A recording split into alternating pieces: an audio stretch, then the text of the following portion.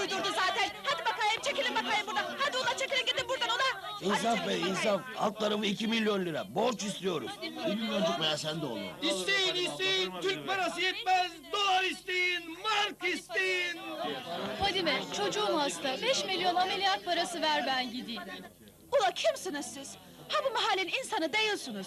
Hiçbirinizi tanımıyorum. Böyle haberler tez duyulur Fadime Hanım. Ben zaten sizin baba tarafınızdan akraba olurum. Fadime ablacığım ben de sizi ana tarafından akraba. Ula yalancı herif. Benim anam Laz'dır, Laz.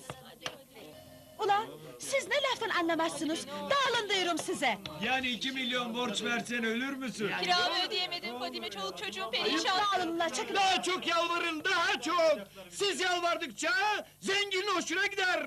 Çok mutlu olur. Fadime'yi mutlu edin.